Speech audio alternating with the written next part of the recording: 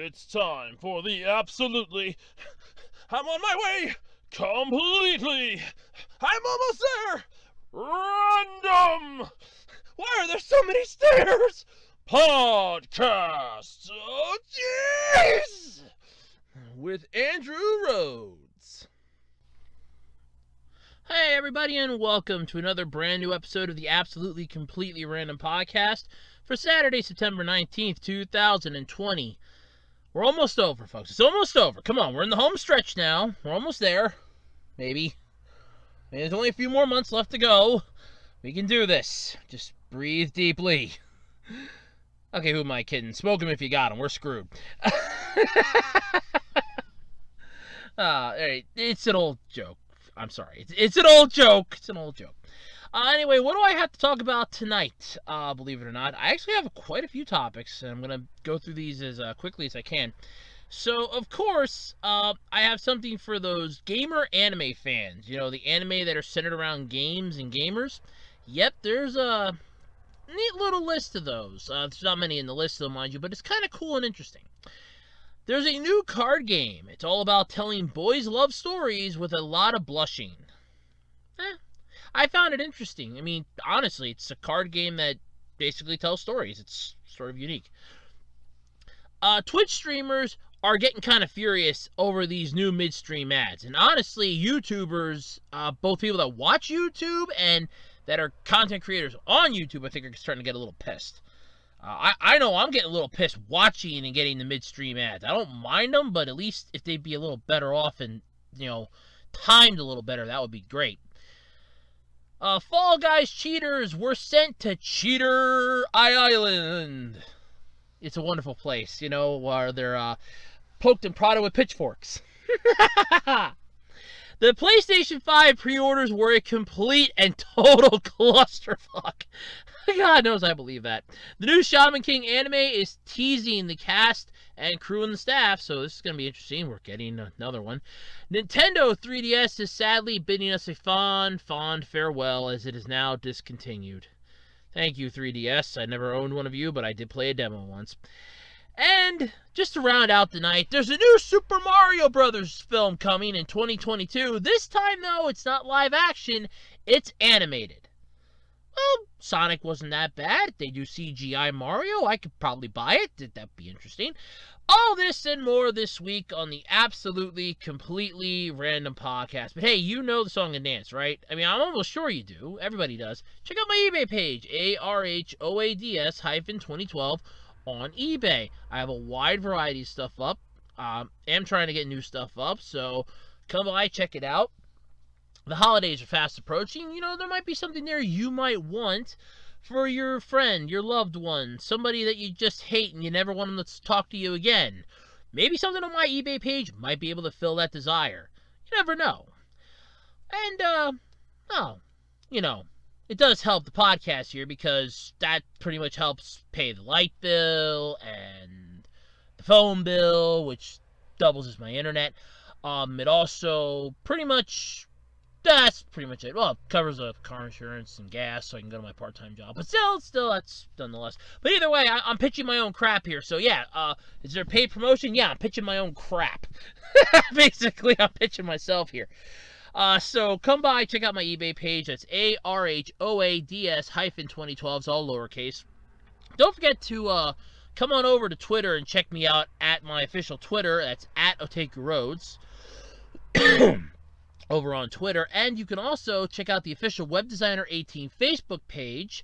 And don't forget, while you're here on YouTube, currently listening to this podcast and probably getting ready to type up a comment to tell me how much my video sucks, hey, while you're at it, hit that subscribe button. I noticed that a lot of my subscribers and a lot of my viewers aren't subscribers, actually.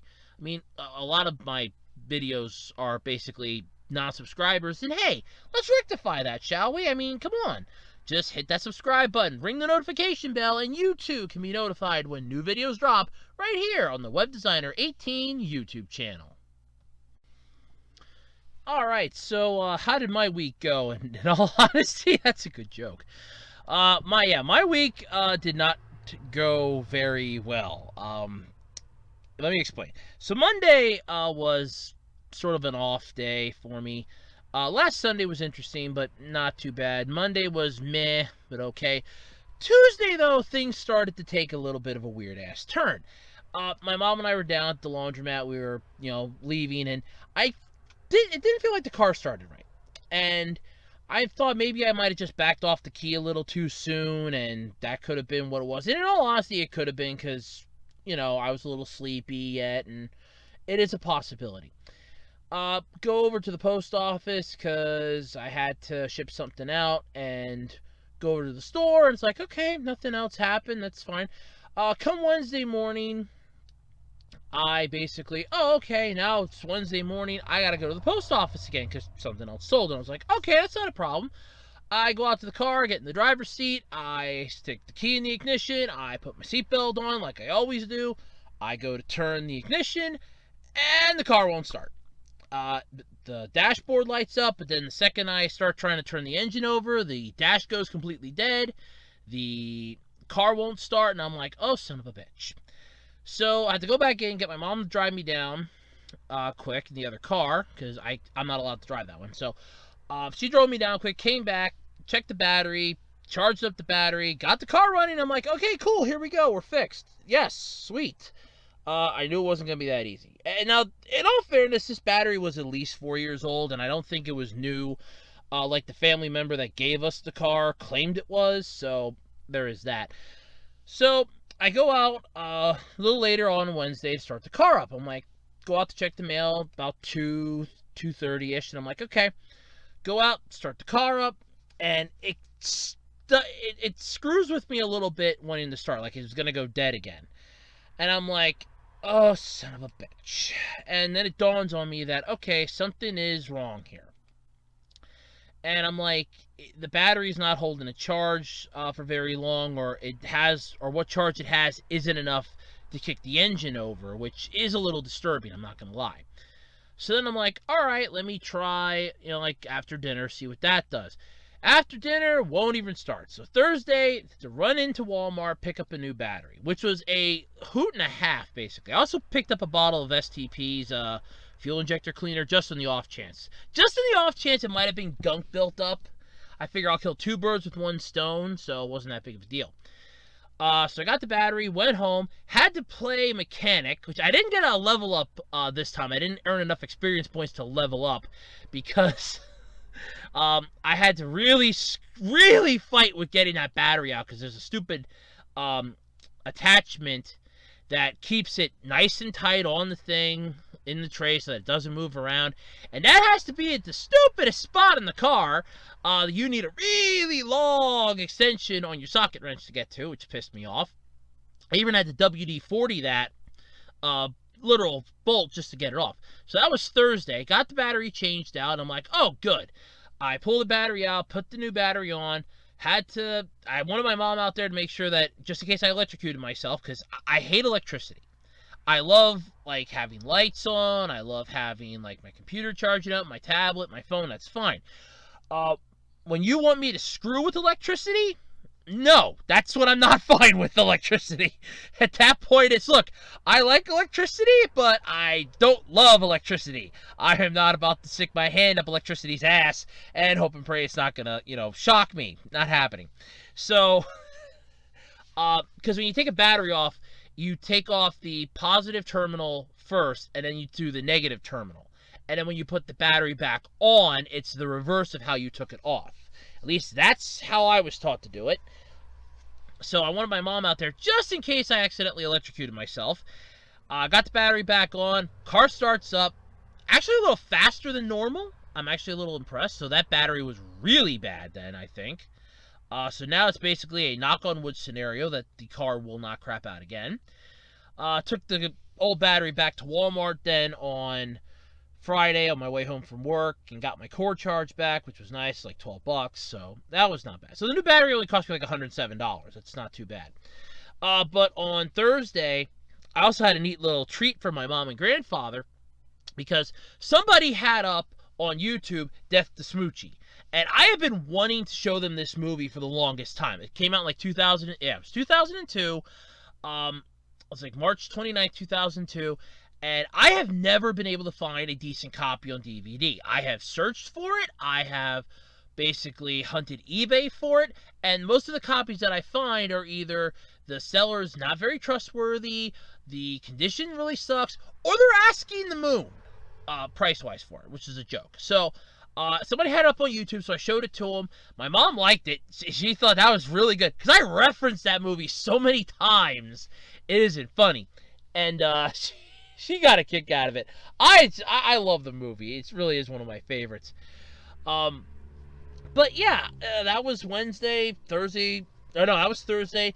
Friday I took the battery back, and then today I got up early, watched Ultraman Z, worked on a couple things. Accidentally fell asleep for like an hour this morning, then I fell asleep again because I got up really super early. But I got to get used to getting up at 2 o'clock in the morning again because work schedule's back to normal for me now. So that's great, which means that night shift will soon be upon me. And once again, that bane of my existence will be here. But still, it was not bad. So, yeah. That's about all I got. Oh, I wanted to make an announcement here quick while I'm doing this. So, yeah, this part is going to go a little over. I mean, this podcast is going to be over an hour this week. I can guarantee it. But this week, I'm actually having a little challenge out for all of my wonderful viewers out there. That's right. You see, I royally goofed. But guess what? This time, it's a good goof. You see, what ended up happening was I recorded a discussion video and I accidentally screwed up. Now, I know the amount of times that I messed up, and I'm not going to say it because I want to see if you, the viewers, actually watch and or listen to my video. So, here's what I'm going to do. If, and I do mean if, by the way, you're interested in entering this little challenge of mine, simply listen and or watch the video when I put it up. I'll let you know which one it is. I'll put like a big notice out on both Facebook and Twitter and on my discussion section here on my channel to let you know which video it is. It'll basically be a premiere. I will premiere it so you will know. And what you have to do is to basically watch and or listen to the video, count the times that I screw up. Now, I know the number. I'm not going to say what the number is. So keep that in mind. What I will do then is, what you need to do then is put down your guess in the comment section. You can also leave like another comment if you want, but you can put down like, hey, my entry for the challenge is, and there's that. And then you can like leave another comment for, you know, what the discussion video is in general. What I'm going to do is very simple. I will take the top 5 commenters that have the correct answer. They will get assigned a number 1 to 5, and I will run it through a random number generator. The one that gets the best 3 out of 5, and by the way, I'm going to do that part like behind the scenes, so you just know how it's going to be picked. It's like a lottery, but actually not as corrupted. And what I'm going to do is going to pick a number, the number that comes up the most times out of the 5, so basically 3 out of 5, gets a requested video of their choice, provided that it does not violate the 2 topics that I will not talk about on this channel. But if it doesn't, I will gladly talk about it. Now keep in mind though, I won't do anything about cuties, so don't even ask. That is off the table, and you already know that. But like if you want me to rant about something, talk about something, or review something, I will gladly do it. That'll be the reward. And it will go to the one that gets it correct. I will let you know who wins, and then you can, let me know what you want. So, that's the challenge. It's going to be, I'm shooting for, I want to say like Wednesday this week that I want to do it. Like maybe Wednesday. It's not going to be Monday. It's going to run for 2 weeks. That's plenty of time for you to make sure that you have your guess right. So don't just watch it one time and go, okay, I know the answer, put it down. Because I can see if it's edited. If there's any of them that are edited, you're automatically out. I'm not even going to try, because then you rewatched it a second time and you figured that you missed something. So, no. You got one shot. If I see edited after it, forget it. So, keep that in mind. And, yeah. So, let's get into the podcast then, shall we? Alright, so when it comes to anime, there are a crap ton out there. I mean, you have different genres. There's action, there's adventure, there's mecha. You have the romance, the slice of life. And one of the few ones that I really like are ones that basically fall into the gamer category. Now, usually those are like fantasy adventure or science fiction, but occasionally it's just flat out gamer. You know it's a game-based anime, and I always love these. They're one of my favorites. I mean, you have Sword Art Online, Dot Hack Sign, Log Horizon, No Game No Life.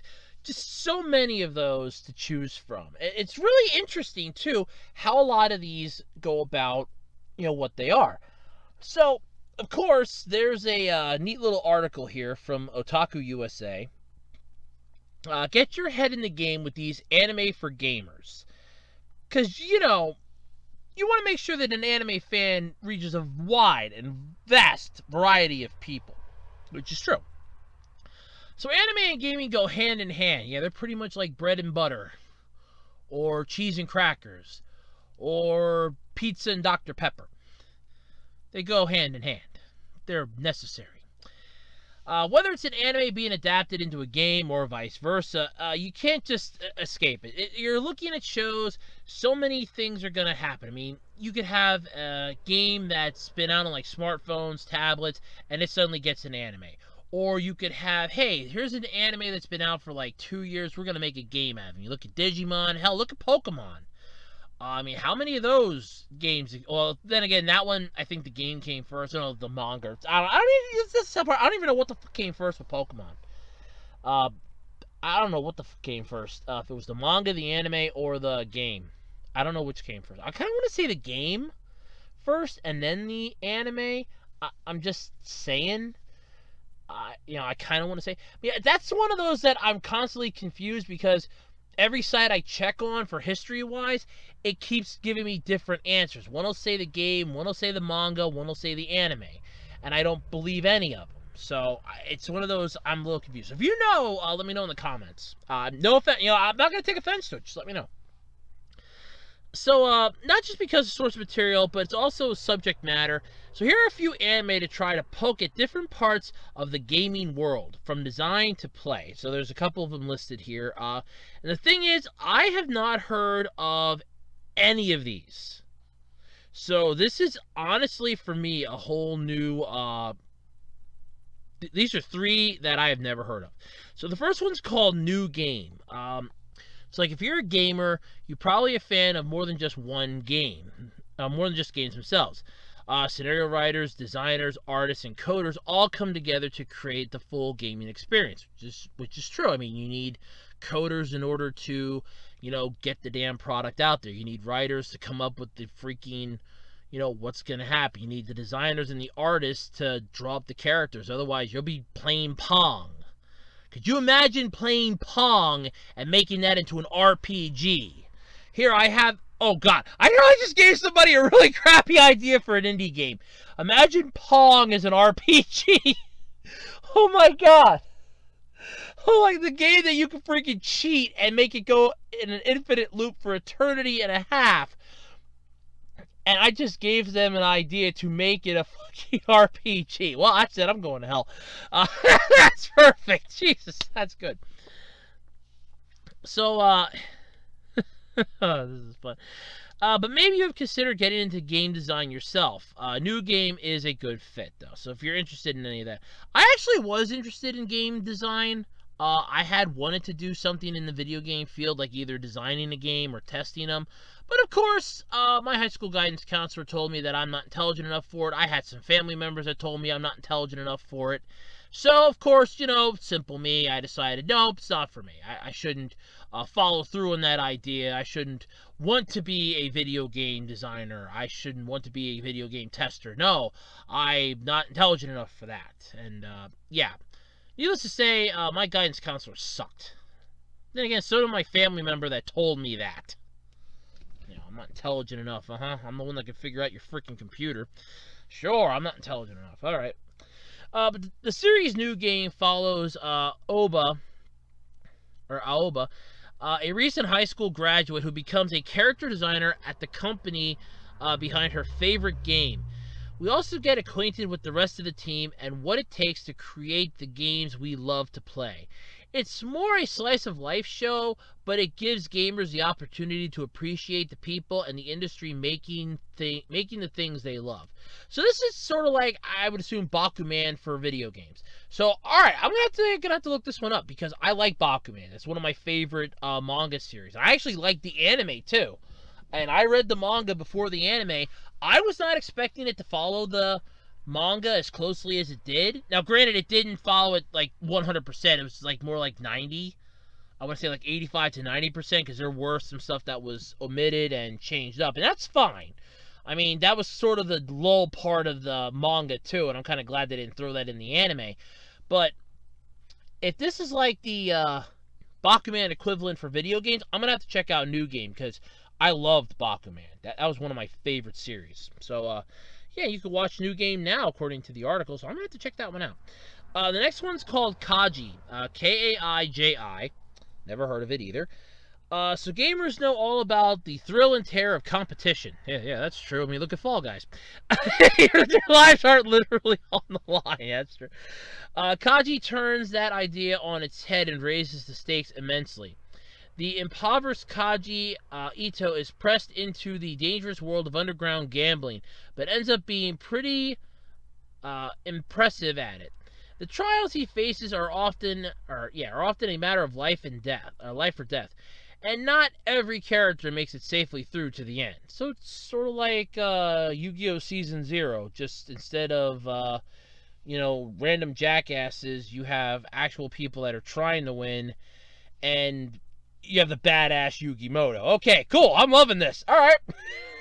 I'm sorry. I mean, Yu-Gi-Oh! Season 0 was not bad. And the fans have so lovingly dubbed it Season 0. I like it, actually.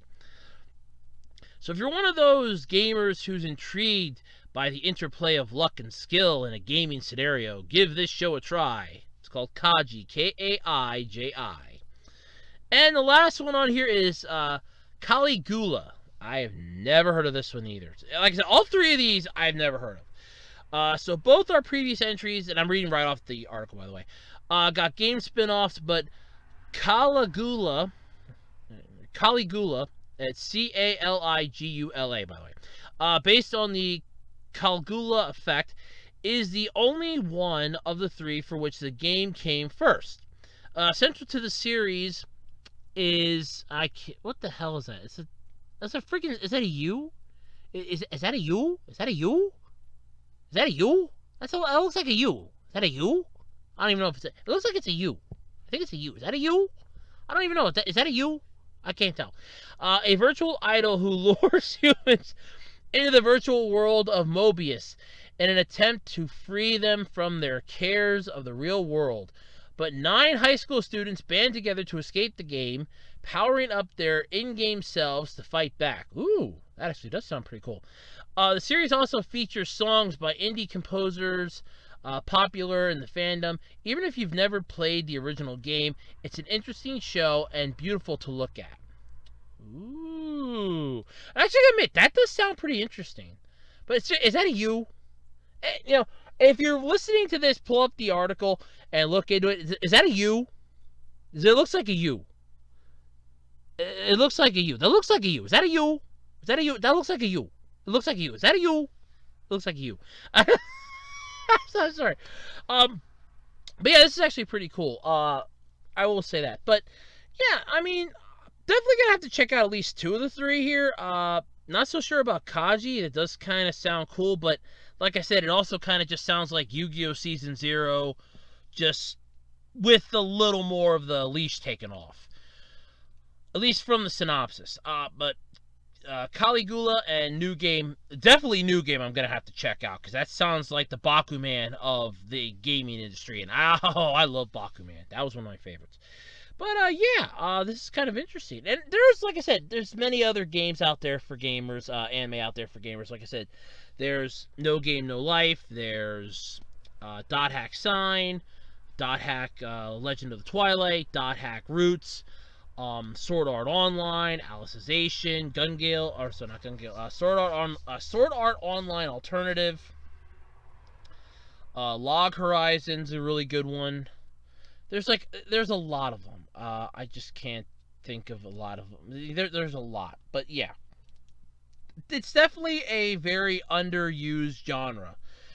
With certain titles, I will say that, because you don't expect it to be something like that. But yeah, it's definitely underused. If you ever get a chance to check them out, seriously, I recommend it. Usually, there's a lot of good ones in there. But yeah, that was pretty cool.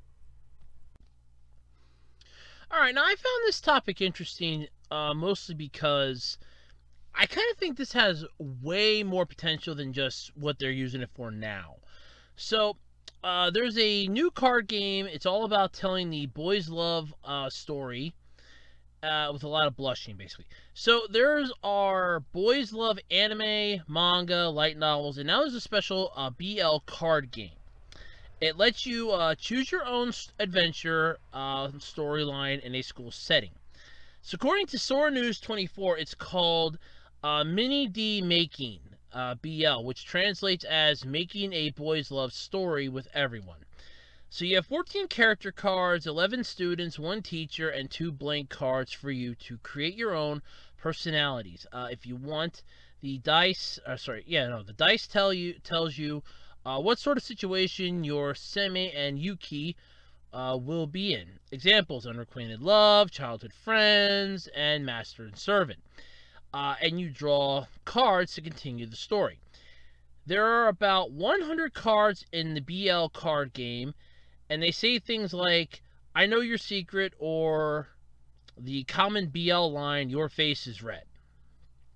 Ending cards finish the game, and you have the possibility of drawing an ending where things go well, things go badly, or they just decide to be friends. You know, the friend zone, which might also count as ending badly. You know, the friend zone, which does exist. The friend zone, which is not a pleasant place. The friend zone, basically hell upon earth. Yeah, that's the friend zone. But enough about my personal life.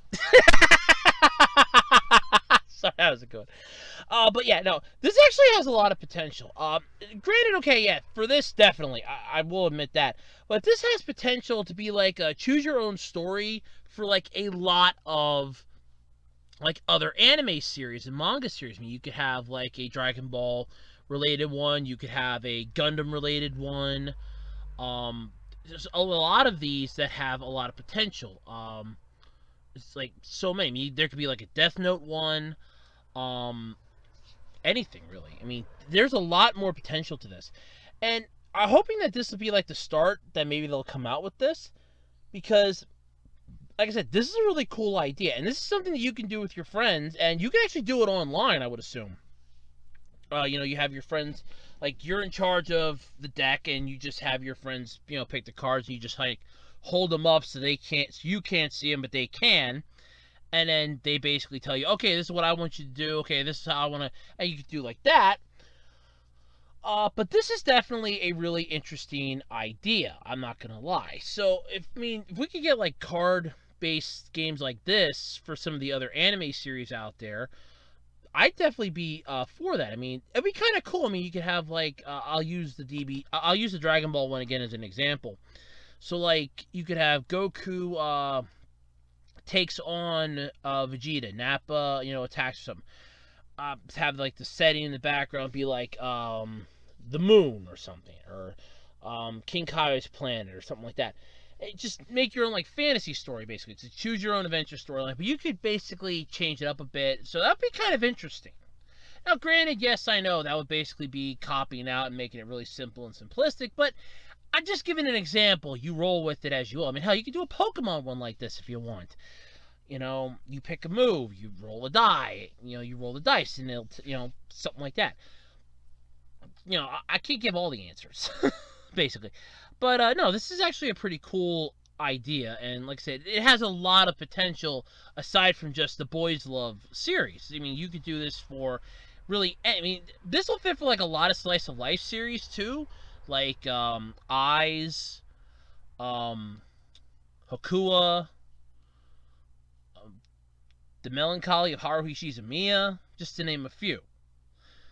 This would definitely work out wonders. I mean, hell, you could even throw like Bakuman into this. It would definitely make a good series for that.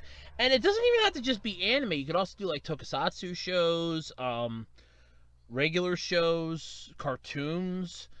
The possibilities for this are technically endless, and that's what kind of impressed me with this topic. Is that here's an idea that's actually really good, and the fact that there's a lot more potential. This is literally just scratching the surface of what this can do. It really is. Now the question is, will they follow suit with more, or is this just going to be all we're going to get? It's just, oh look, it's just for this particular one and that's it. Because this does have a lot of interesting uses to it. I can guarantee that.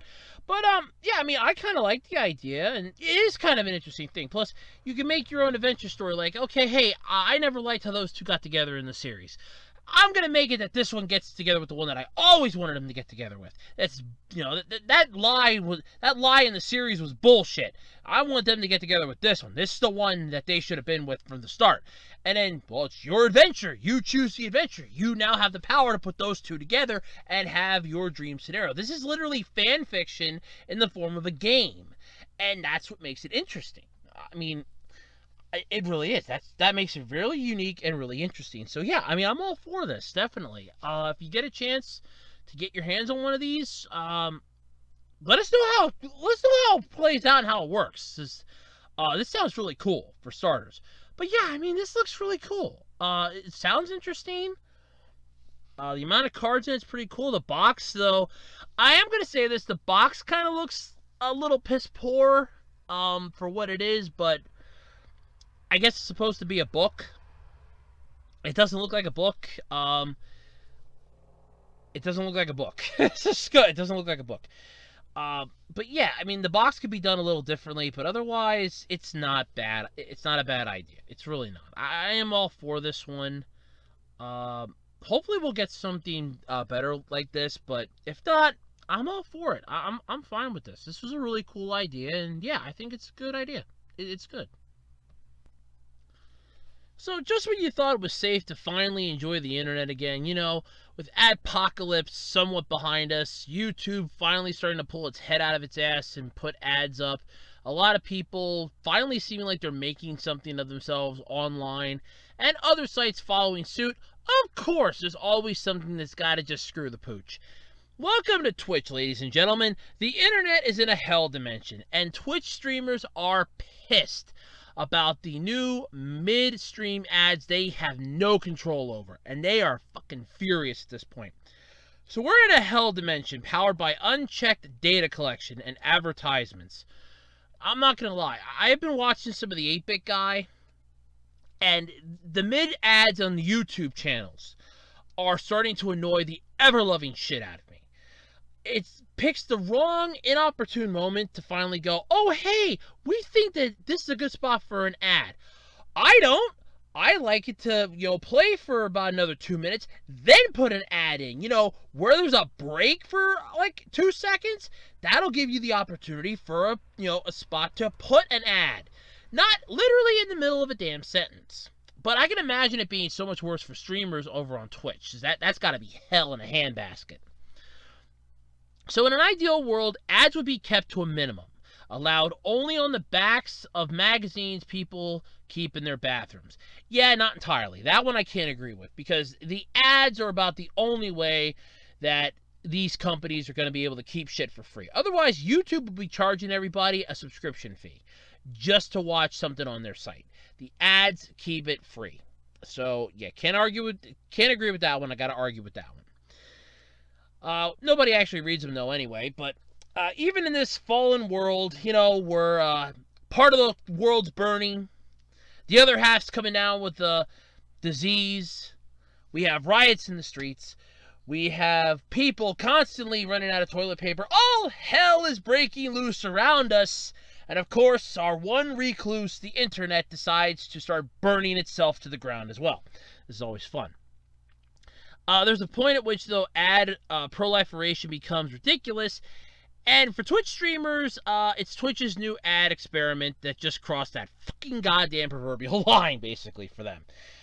I'm not gonna deny, I mean, like I said, I haven't seen anything. I don't do Twitch, but I can. If it's anything like YouTube's right now, I feel for them. If it's anything like YouTube's, this is freaking ridiculous at this point. So Twitch announced that it's testing a new midstream ads that streamers have no direct control over. Oh, of course, because we're just happy that you're on our damn platform in the first place, and we're basically the only way you're making any money because, well, look over here at YouTube. You see how many subscribers you need to have? You know how much watch time you need to have just to even be considered for their monetization program? Over here on Twitch, just come right over here to Daddy. Just come right over here. We'll take good care of you over here. That's right. Just come here. That's right. We'll pat you on the back, give you a soda. We'll give you some junk food. We're like the good parents that you always long to have because the regular parents suck. Just come on over. Come on. That's right. We're right here. So, crucially, though, these ads utilize Twitch's picture-by-picture functionality, which basically means that the stream you're watching pops into a smaller window while the ad rolls in the main window. However, the ads will still steal the show from some viewers, with streamers none the wiser as to who can hear what they're saying. I mean, I can just imagine that all of a sudden you're going, all right, so this is a really important part, and you got to pay attention to this. Now, when you get into this part, and then all of a sudden you get an ad for like ointment cream that's blaring loudly as all hell. Man, I could see that. That would piss me the fuck off. That would piss me off. And then all of a sudden it's like, wait, what did I miss? No, I missed it. Yeah, I would be pissed. So that would be annoying. What they're saying, picture by picture, mutes streams, and therefore understands what's happening on streams while ads are playing. So you can't understand. Like I said, that would piss me off. So Twitch added that if streamers have triggered an ad break of their own recently, then automated midstream ads won't run for a little while. Oh, so there's a way to sort of pot shot this thing but not kill it. Good idea. That's gonna be fun.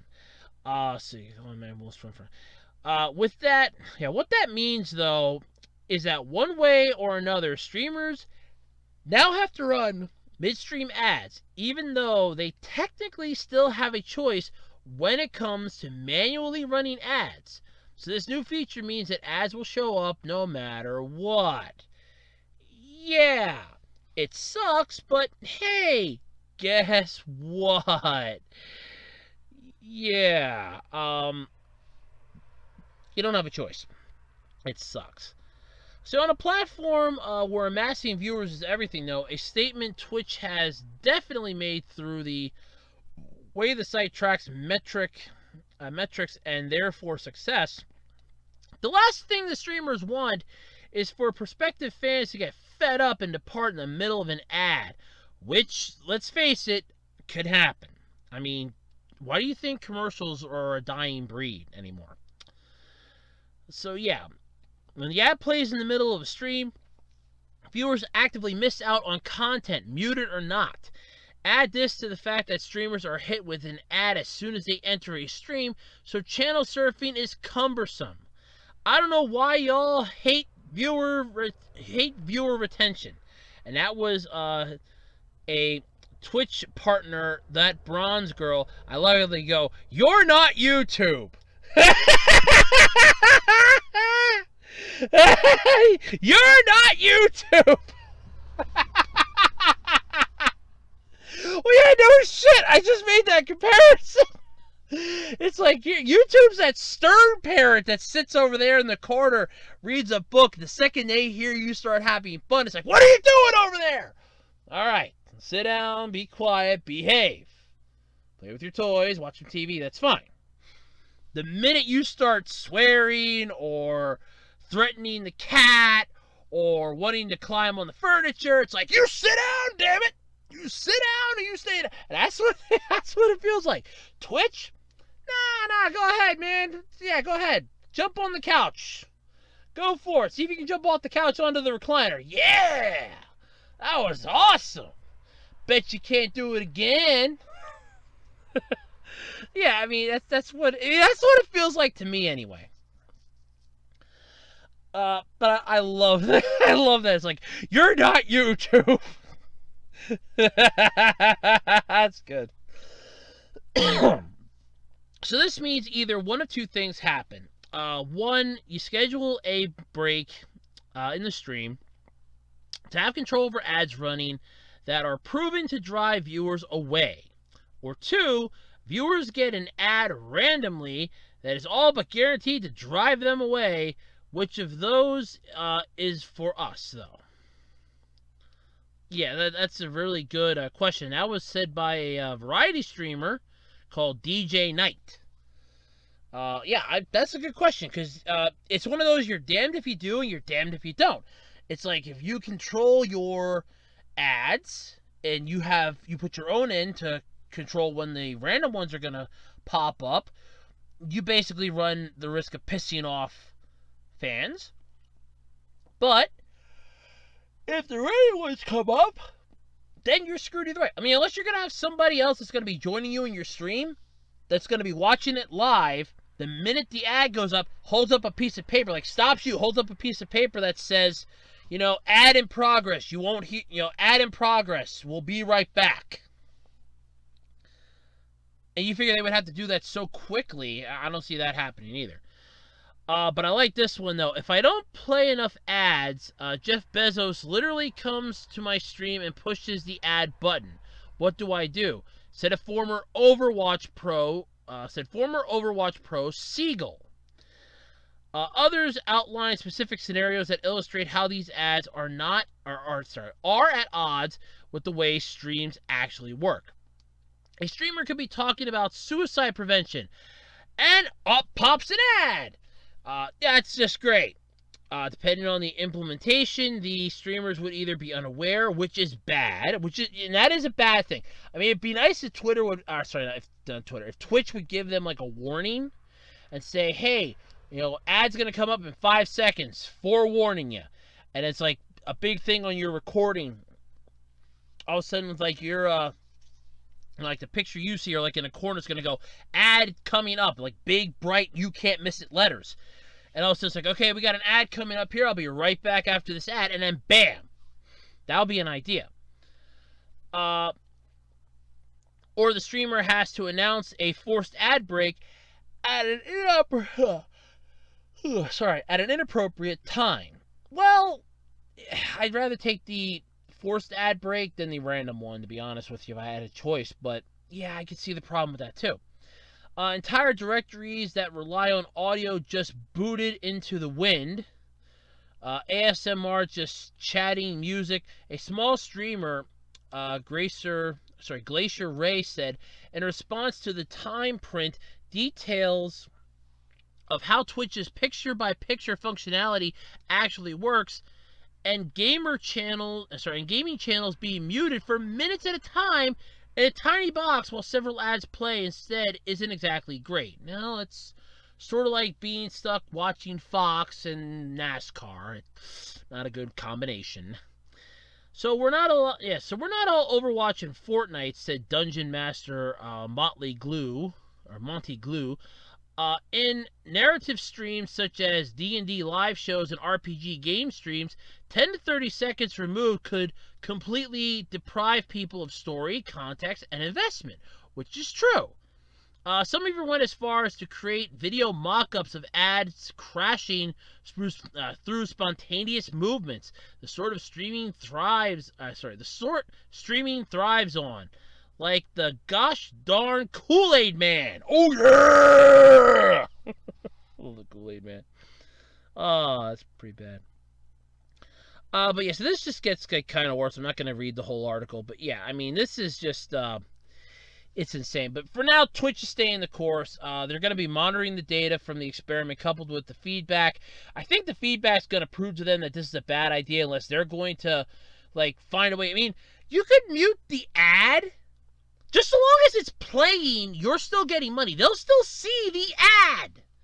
Why not do the picture-in-picture thing and have the ad pop up? I mean, hell, look at Kotaku as it is. There are ads that pop up in this. Some of them are moving ads. Some of them are videos. And they're muted, and you're watching something else. and you're reading something. Why can't Twitch do that? Just reverse the picture-in-picture idea. That's an idea, but I don't know. I don't even think they know anymore what they're doing, but hopefully they'll figure it out. The Twitch streamers won't be pissed off, and YouTube hopefully won't be getting a lot of Twitch streamers because, let's face it, we're already going to be getting TikTok in the next few weeks. I'd rather not have more people coming to YouTube screwing the pooch for us than anything else. So, yeah, just let's not say we did, shall we? Okay, so if anybody out there has ever played a video game before, you've probably sunk down and used a cheat code, right? I mean, hell, I've even used cheat codes. I will not deny that. That's the only way I actually beat Freelancer, a PC game. I actually had to enable God mode on that. Even on the easiest setting the game had, the easiest setting, I could not beat the one level, no matter what I did. Souped up weapons, souped up rockets, full ammo, nothing. Because it's a two-part stage. So I had to use cheat codes. I had to cheat occasionally to beat a game. You figure if you had to cheat for one, you pretty much lost the game anyway. Might as well just go whole hog. Or sometimes the game developers really made the game a little too hard. But in the case of Fall Guys, how in the hell is this game difficult that there has to be the fucking cheaters of the world in this thing? Although I won't lie, it is fun watching them get their comeuppance sometimes in the fails and other things, especially those jackasses that wait at the end and try to push off people and trick them into not, crossing the line. They are really the scum. They are scummy. They are scum. But following in the footsteps of games like Apex Legends, Fall Guys developers Metatronic decided that if people were going to cheat in their game, hey, go ahead. Then they're all going to go cheat somewhere off to the side and cheat together. And a Twitter thread posted earlier, they said after some initial testing in the game's early days, a decision was made to send anyone reliably caught cheating off to a lovely place called Cheater Island. Servers and games which would only be populated by other cheats. Yes, come to Cheater Island. You know you royally screwed up, but hey, don't worry, you can still play, along with all the other assholes that wanted to cheat and screw people over. You're all together on the same boat. Welcome to the cruise ship SS Asshole. And SS Kiss My Ass while you're at it. Yeah. So basically it says if you passed the threshold, you were tagged as a cheater. It's worth pointing out at this stage, cheaters are very smart. If they know they've been tagged as a cheater, they'll work out what caused them to be tagged, and they'll tell other cheaters. Yes, they're like a virus. They will figure out what's stopping them from being more infectious, and they will find a workaround so they can go back to doing what they do best. Our threshold was originally very tolerant. Cheaters would get caught, but not be insta-banished. We hoped that they might realize cheating kills the fun. Yes, it does. It's no good doing a race in the snow, on foot to get to a cabin if you're going to take a snowmobile. It's no fun, hey, I'm going to run a 10K and you strap on a pair of rollerblades. It's not fun if you're going to play, a massively multiplayer game online and basically cheat the living shit out of it just because you're tired of losing. Well, then get better. But most continued, though, sadly, and it's just bad. We want people to have fun, but not at the expense of others. So we kept lowering the threshold. Basically, the more the stupider you try to cheat, the quicker they're going to catch your ass. I mean, I kind of like the speed hackers because that's cheating. That if you watch like any of those Fall Guys fails, like epic fails and funny moments, there's some like the final challenge where you have to run up and get the crown on Crown Mountain. it's like you see everybody at the start. One of the videos was slowed down to like 1/4 the speed, and you saw the one Fall Guy character whip out of the gate the second they were told to go, and then everybody's eliminated. It's like, that's a speed hacker! You have the soccer game, that's a speed hacker. You have the they speed hack for everything, and it's annoying as hell. It kills the fun, because then it's like, why the hell should I bother playing this? The hackers are just gonna fucking take over again. So this is always the best and most fun way of dealing with cheats, but sadly it was not to last forever. In the same thread, it's revealed that not long after some players began getting wise to the ploy and posting videos of what was thought to be Cheater Island, they could never be 100% sure. Metatronic shut it down. Now, instead of being sent to the daycare center from hell... That's a good one. The daycare center from hell, cheating players will simply not be able to log in. A more just punishment. Maybe, but not as fun. No, send them over to Cheater Island. You want to know what's so great about Cheater Island? You're screwed! That's why! But of course, because you all wanted to find Cheater Island, now you can't have Cheater Island. Now we're just gonna flat out nuclear ass your option. You wanna know what that basically means? You see this game, you have fun playing it, guess what? You ain't welcome back no more. Get the fuck out of our game, basically, is what they're saying.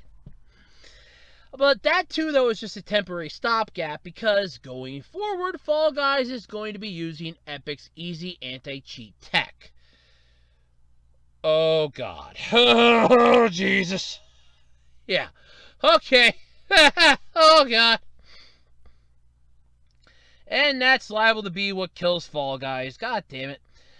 No offense. I mean, Epic's anti-cheating tech wasn't bad when it first came out, but there were some players that were wrongfully tagged, and them trying to fight the tag and get themselves put back in was annoying to hear about. I remember hearing one that was like, they found a glitch, and they even had the video prove that they found the glitch. They did not cheat, they didn't hack the damn game, they even sent the source code files of the game to the developers. And if I remember right, it was Epic, was the people at the time. And it's like, they didn't cheat, they did not cheat, they proved they didn't cheat, they even put all the information out there for everybody to make their own sound judgment of it. Everybody's like, no, they didn't cheat. There's no way in hell they cheated, because the source code wasn't edited. They even had up the properties tab for the file that even said that it was not edited, because it had down date last edited, and it was nowhere near.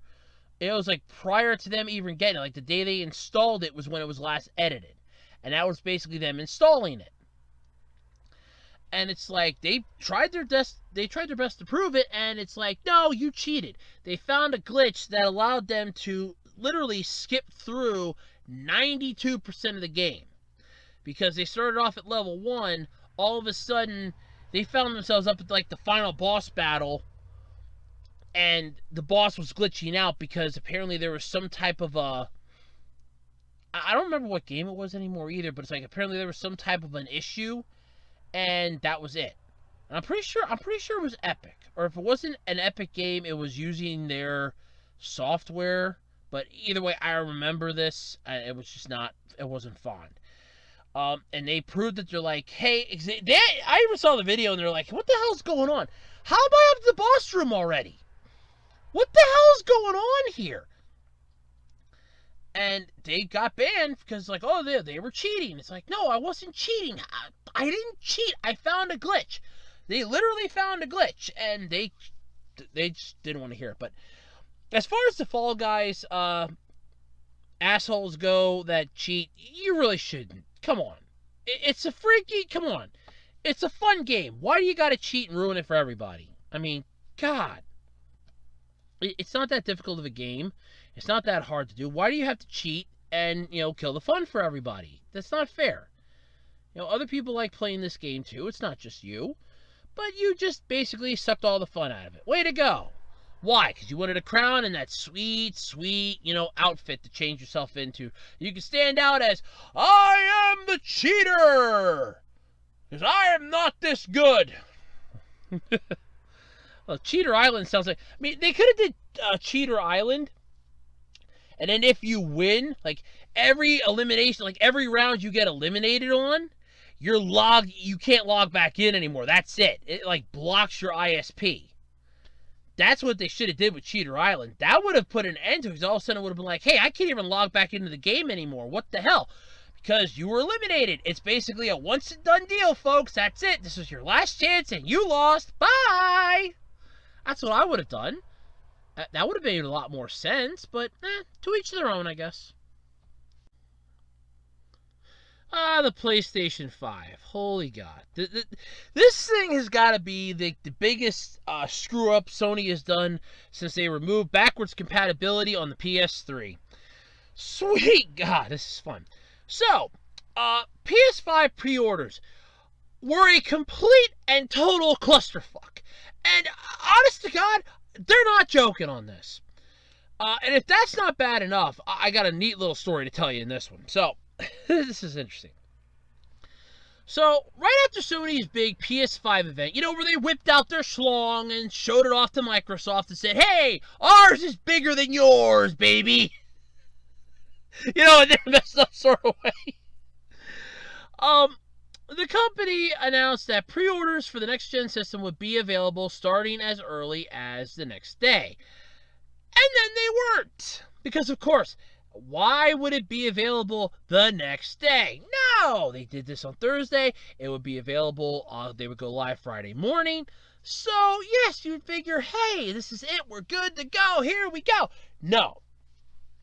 Basically, not long after Sony ended their little event, when their, dick measuring contest with Microsoft and Nintendo was over, well, that's just great. Because didn't happen. Okay? Didn't freaking happen. So why didn't it happen? Because Walmart once again screwed the pooch. Because, of course, Walmart, no. Walmart's got to screw it. So, not even long after Sony put their dick back in their pants, they put the one-eyed Wonder Weasel back into their pants, basically. And it's basically like, all right, we're done here, go home. Walmart, GameStop, and a few other retailers started offering up pre-orders. And no warning, no heads up. Other stores like Target quickly followed suit. Pretty soon the internet was, awash with, oh my God, pre-orders are up. Guys, get your pre-orders. Dear God, get on this site, get your pre-orders. And they're gone.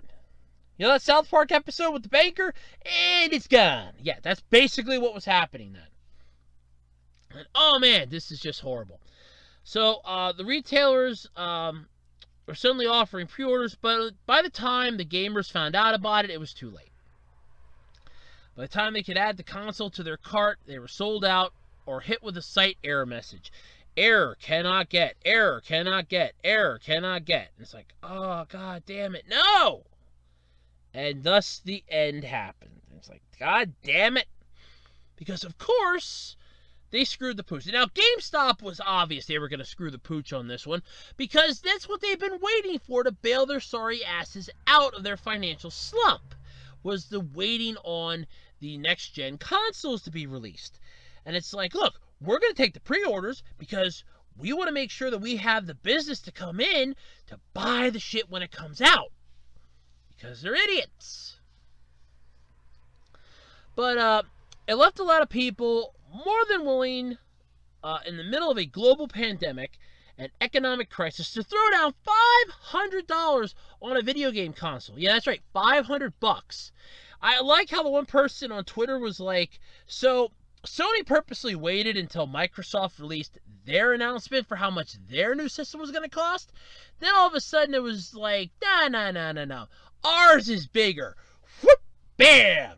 Whoop, bam. Right there. See, ours is bigger than yours. I mean, I made the lovely joke.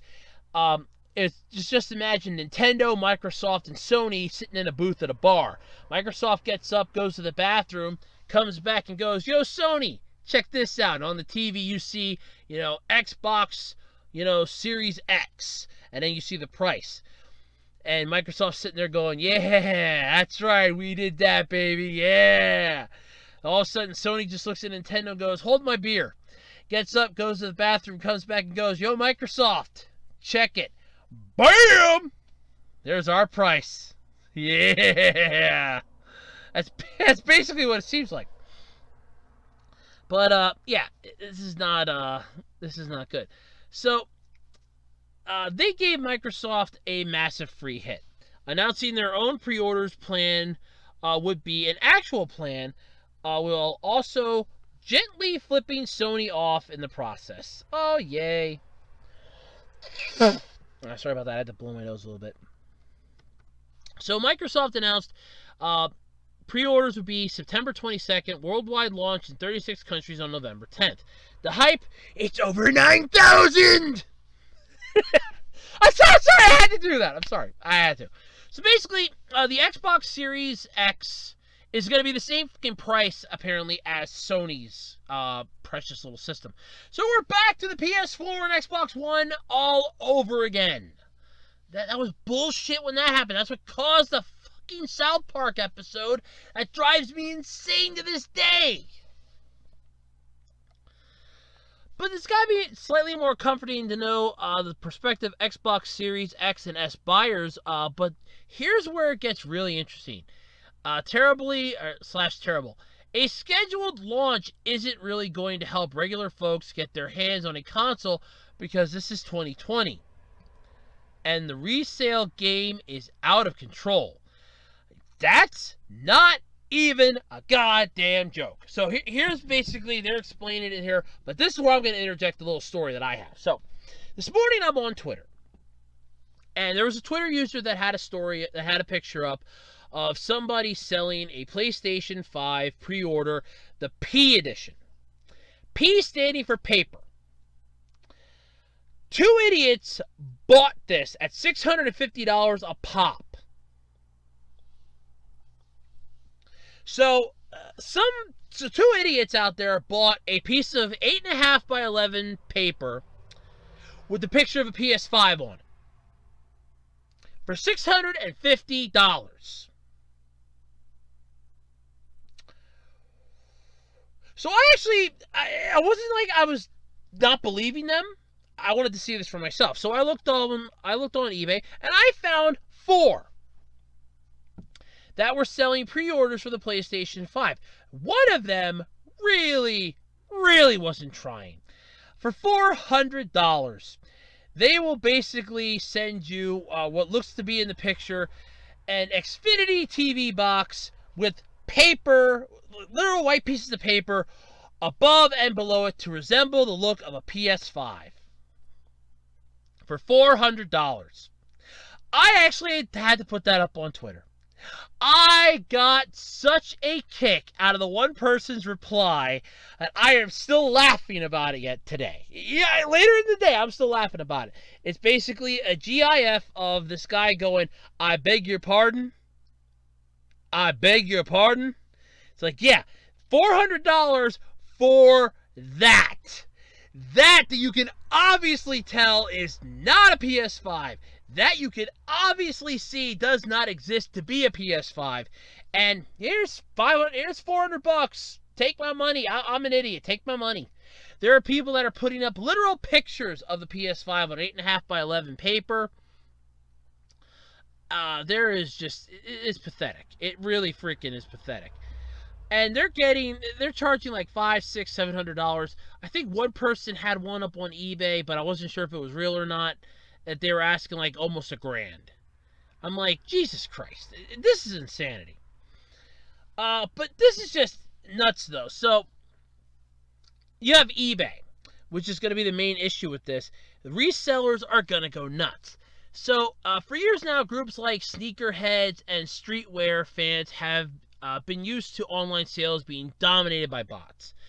basically what it is the bots will go in, they'll order like X amount of them, and they can move faster than the humans can, so they'll get it before the humans can get it, and then boom, they're all sold out. I think that was what happened with the one, something that did get released. The bots just like took it over. It was like on Black Friday, bots just took over, or no, Cyber Monday, bots took over, and that was it. So the bots are working though for the resellers, the scummy assholes that, and it's not even just resellers. They mostly work for scalpers. So what it basically is the scalpers or resellers or slimy bastards, whichever you want to call me. I'm a reseller, but what I resell is like, oh look here, I'll buy a pack of trading cards. I will resell you the cards that were in that pack individually. That's not really reselling. It more or less I'm selling the cards themselves, but you could still technically say I'm selling a pack of cards. It depends upon the broad spectrum you're looking at. But the resellers will basically use this, buy a shit ton of these things, and then put them up on a secondary market and jack the price up like 20, 30, even 50%. Just so that they can make more money. Scummy bastards. So they pay more money to get access to them, and there's a Discord group made up of fellow users, also known as cooked groups. A reseller's aim is always to buy something for its retail price. Let's say sneakers that cost $200, Jordans or something. Oh no, Jordans cost like $1,000. Andrew's duct tape shoes. After I become famous and my duct tape shoes are sitting in the Hall of Shoe Fame next to a pair of Jordans. There you go. And then flip it. So basically what they want to do is they'll buy it for the retail value, then they'll flip it. They'll turn and burn its ass for what the market is willing to pay. And something that could be like $250. It could be more. It could sometimes be in the thousands. I mean, if you have something that's hot and popular, people will want to get their hands on it fast. I mean, could you imagine if this would have been the days of the Wii? Yeah. Oh my God, people would definitely have been going nuts. But I think the part where you're charging $400 to $600 for a piece of fucking paper, you got to check yourself at the door. So while these bots and the groups using them got their start with sneakers and streetwear, they've lately, particularly thanks to the pressures of the pandemic, have been branching into the video games as well. Because, yeah, everybody wants to do that. So sneaker groups are still out there cooking Switch stuff for resales. It's just freaking annoying. It's like Ring Fit Adventures in this one tweet. God knows this is pathetic. And they screw people over. So, because that was everybody's number one lockdown friend, you always had that wonderful crap. But still, this is insanity. And you already have, like I said, so many pre-orders up on eBay for the PS5. Honestly, I think what eBay should do at this point is look at that and offer a reward to anybody that can actually prove that there's like fake sites or fake listings. You report it. If it turns out to be authentic, you get like $1 or something. That because you figure you're basically leaving, faith in the hands of people that, oh well, they'll get the PS5. We trust you. Whereas they're scamming. I mean, that one that I was saying about the Xbox, the Xfinity box with the paper, that one was down as a reconstruction. How can you reconstruct something that doesn't even exist? That title alone should have been a red flag to eBay. Whoa, wait a minute, this is not right here. No. But yeah, no. I mean, eBay should start like offering up a reward if they get, if you can catch people. I mean, that's what I would do. But still, it is what it is. This is going to be a horrible thing. We know it's going to happen. There's scummy resellers everywhere. Asshole sellers are going to be all over eBay with this. And it's just going to get worse before it gets better. But God knows, this is not the end of this. Just wait till the Xbox Series X rolls. Oh God, this is going to be impressive. Bad shit's going to happen with that. I can feel it. Just wait. Mark my words. All hell is yet to break loose. Alright, so we have some more information about the new Shaman King anime that we're getting. This is kind of interesting. So, it's going to be coming out, I think they said next year in the article. yeah, 2020, yeah, 2021. Uh, the adaptation set for that. So this is pretty cool. We are getting another one. Apparently, this one I think is gonna follow the manga a little closer than it did before. So there is that. Now, the cast is a combination of the old and new cast. So yeah, I can kind of understand that. And in all honesty, we're gonna get that nowadays with redos anyway. Either because of licensing agreements, contract rights with voice actors, or their agencies just acting like dicks. I mean, if you want a prime example of an agency screwing over somebody that was really popular and really had a fan base, go check out Masako or Maritaka. Go check out the history of Kamen Rider W. You'll learn all about it. Poor Philip can't ever be Kamen Rider again because his agency screwed his ass to the wall. Poor bastard. But yeah, I mean, this is definitely interesting. So, some of the familiar voices are back, though, to reprise their roles from the 2001 series. You have Katsuyuki Konishi as Amidamaru, Megumi Hayashibara as Anna, basically, and let's see here, we have Minami Takayama as Hao Asakura, basically. The one that is going to be playing Yo Asakura, though, the main protagonist, has been recast. He'll be played by Yoko Hakasa.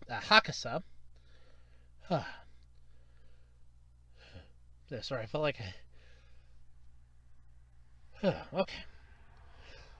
There we go. I thought I felt the sneeze coming on. There we go. Now, alright. There we go. Now I feel better. Alright. Yeah. Basically known for playing roles like Stephanie Dalla in No Game, No Life, and Emi Yusa in The Devil's a Part-Timer. Now, Devil's a Part-Timer is one of my favorite anime series, so that's not a bad thing. The folks, though, behind the camera, anime behind the camera, but yeah, you get what I mean. We got the director is Joji Furuta, Seven Deadly Sins, Revival of the Commandments. Studio Bridge, Fairy Tale, scripts by Shoji Yonimura, Pokemon. Character design by Satohiko Sano, Welcome to Demon School. And music is Yuki Hayashi, My Hero Academia. So it already is not going to be too bad music-wise. That's pretty cool. And the music was actually pretty good for the original one, but this might be a little better.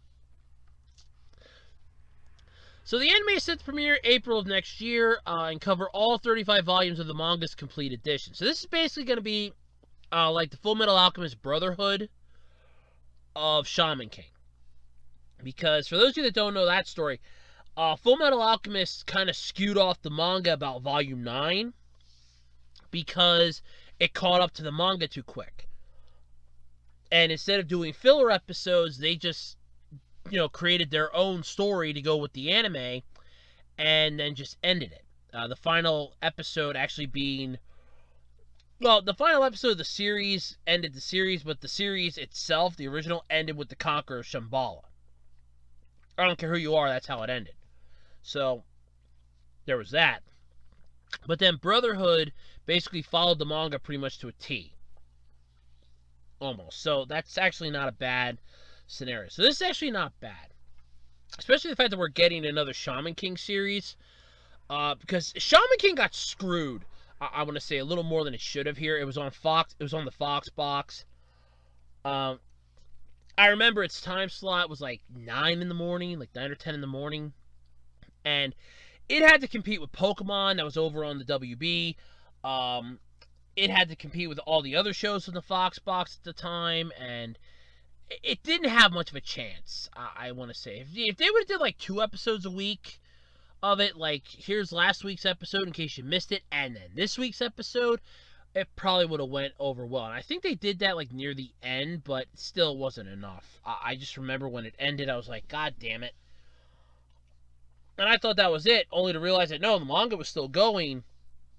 and the series had already ended. I was like, oh, that's just freaking great. But here's how the manga is described. So, in the world of Shaman King, shamans possess mysterious powers that allow them to communicate with gods, spirits, and even the dead. And Manta, I'm not even going to try to pronounce his last name, he's about to learn all about them because his class just welcomed a new transfer student, Yo Asakura, a boy from way off in Izumo, and a shaman in training.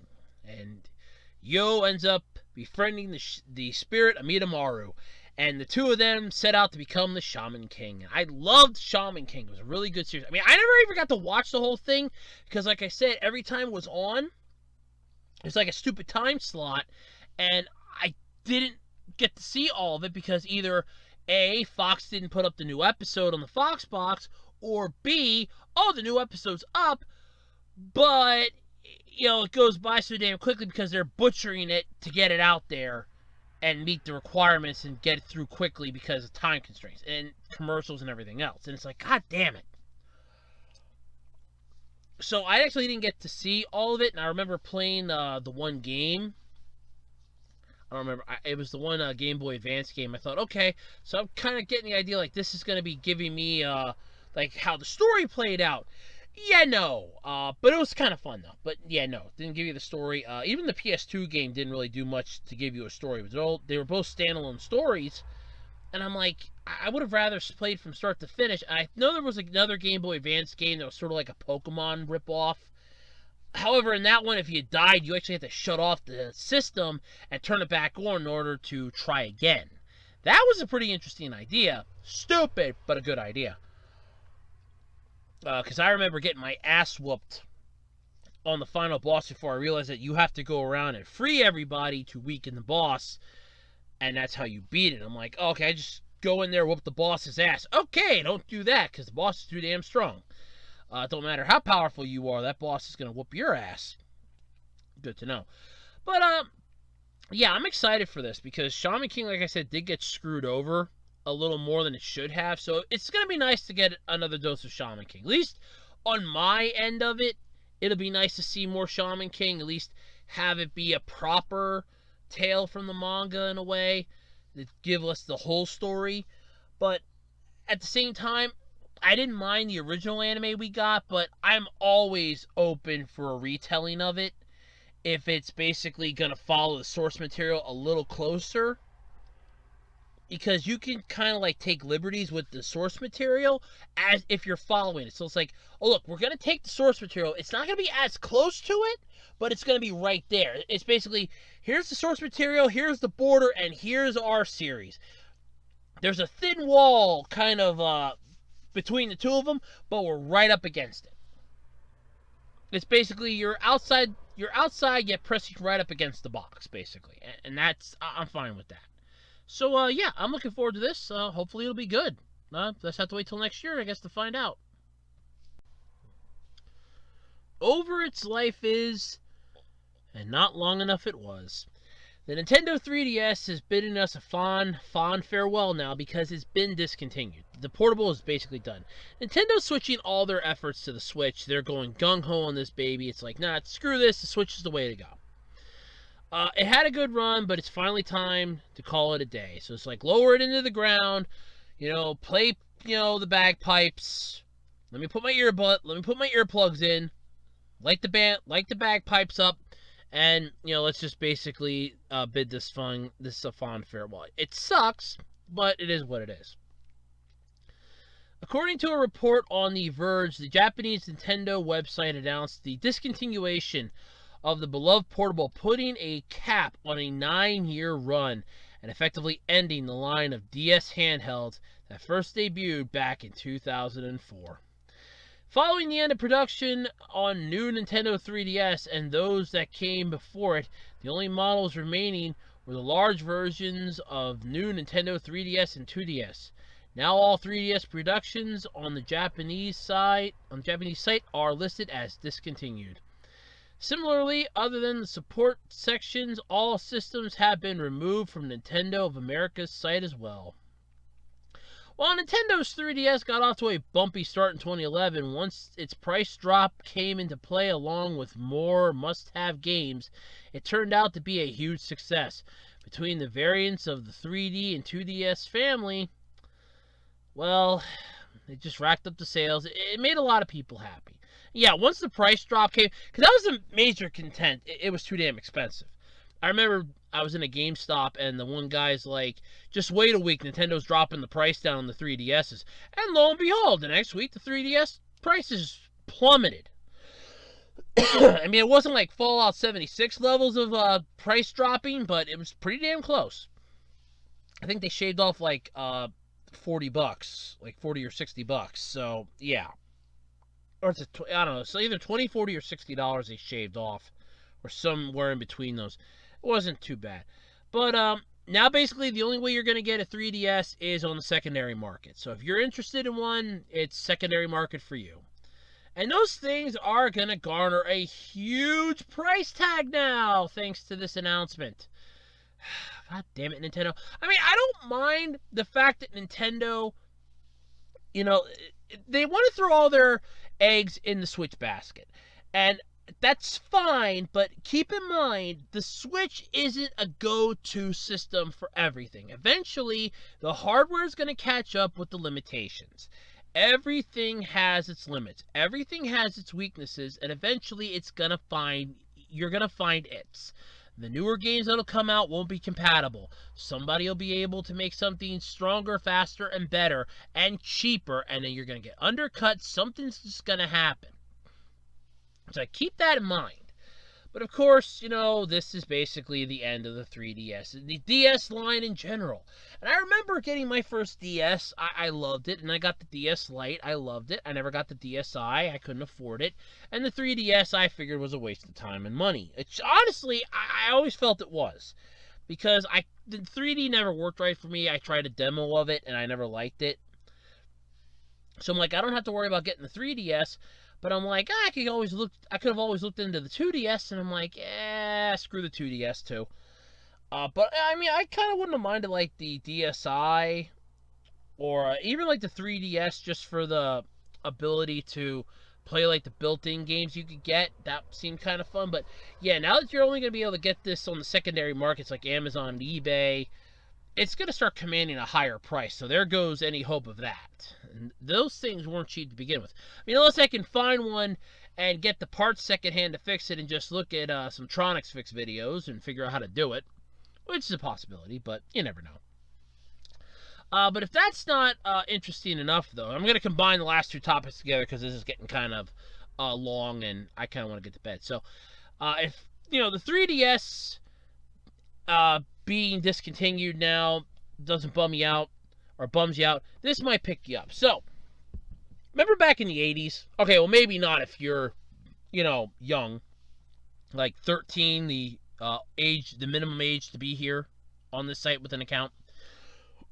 Yeah, I know who's watching who. I see the analytics on my channel. Well, back in the 80s, there was a Super Mario Brothers movie, and it was not well received, massive issues. I liked it, and if Bob Hoskins would still be alive, I'd tell him I liked it, and then after he was done whooping my ass, I'd buy him a beer.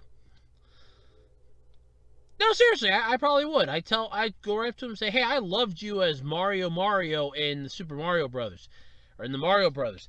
And then after he was done whooping my ass, I mean, opening up a fresh can of whoop ass, and just beating my ass into the ground, I would go, hey, alright, hey, beat the living shit out of me. Want a beer? I'll buy you a beer. How's that sound? I'll buy you a beer. I mean, that's what I would freaking do. But of course, you know, there's going to be issues and problems. But now we're getting a new Super Mario Brothers animated film. But it's not going to be coming out, though, till 2022. So there's a while to go yet for this one. So, the Super Mario Brothers franchise just turned 35. Holy crap, it's older than I am. Oh, well, no, duh. And Nintendo shows no signs of slowing down their work with Mario and Luigi. Yeah, you know, because Mario's the one that carries the franchise on his back, and Luigi's just there for, you know, shits and giggles. So after a few years of teasing about a Mario Brothers animated film, it just announced that the movie is scheduled to be released in 2022. According to ANN, or the Anime News Network, Nintendo and Universal Studios are behind the project, with Universal subsidy Illumination Entertainment. Oh god. Oh great, the Minions. I can hear people bitching now. Working on the adaptation. Super Mario Bros. Creator Shigeru Miyamoto is co-producing, and according to Illumination founder Chris Meledandari? I don't even know. Miyamoto is front and center in the creation of this film. This, he says, makes it different from many other Hollywood movies where the original creator is not involved. Yes, that was the one issue with the last Mario Brothers movie that came out in the 80s.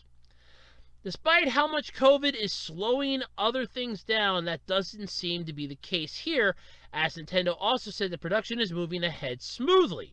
And Mario and Luigi and the Mario Brothers animated film, maybe they have mushrooms to keep them a-going. Yeah, okay. So Illumination is going to be in charge of this. I mean, I can hear people bitching now. Look, I like the Minions. I'm not ranting about the Minions. I like the Minions, okay? If I want something fun and simple and dim to laugh at, I'm going to put on a Minions video. I will find like a clip from the Minions and bam, there you go. It's my simple, funny, guilty pleasure to cheer me up if I'm having a really miserable day. But the fact that we're getting a new Mario movie is impressive, especially in this day and age. And after how badly that last one was, because like I said, that last one was a train wreck that a lot of people flat out hated with a passion. It's like, oh my god, it sucked. Oh my god, it was horrible. Like I said, Bob Hoskins actually broke his hand during the filming of it, apparently, and had a cast on that they painted blue to match his overalls so that it would look natural. And you can still tell if you pause the video. But I found it at Target for $5. I liked the movie. Okay, Yoshi being a dinosaur, an actual dinosaur, kind of does suck. The Goombas look stupid, and, well, King Koopa just, no. Then you have Princess Daisy, the other kingdom thing. Nah, no. But still, it's not a bad movie. It's just one of those not well-received type of movies. It's funny, but in a cosmic sort of way funny. But we're getting a new one. Maybe this will wash the taste of that one out of people's mouths and they'll stop bitching about it. It'd be nice, but let's face it, that'll happen the same time I strike the lottery 50 times in a row, get married to a supermodel, and I do mean and, get nominated as ruler of the universe. Yeah, the day that happens, that's when people will stop complaining about the Mario Brothers movie from the 80s. There you go. It'll be a cold day in hell. But at least we're getting a new one. So maybe things will work out this time. Especially since the creator's actually involved. Unlike the last time. Alright, and that's going to pretty much do it then this week for the Absolutely Completely Random podcast. I'd like to thank everybody for tuning in, sticking with me for the last, definitely over an hour. It has to be. Thank you all for tuning in, sticking around with me. If you stuck along this long, don't forget, September's Q&A deadline is Monday, 12 a.m. Eastern Standard Time. 12:01 a.m. I'm not accepting anymore for the month of September, so make sure you get your questions in. I'm going to record it Tuesday night, and it'll go up probably Thursday. So keep that in mind. And again, thank you all so much for checking out my Venture Brothers rant videos. It was really appreciative. I mean, I've never had a video go that high that quickly, and I'm still really grateful for it. I mean, it's never going to happen again, but I at least got to taste it once, and that was all the more I ever wanted. Thank you all so much for that. And don't forget, ring the bell, subscribe, hit the thumbs up, thumbs down button, leave a comment, and until next week, I'm Andrew Rhodes. This is the Absolutely Completely Random podcast here on the Web Designer 18 YouTube channel. I'm checking out. See you later, and have a wonderful week. Stay safe, stay healthy, and bye-bye, everybody.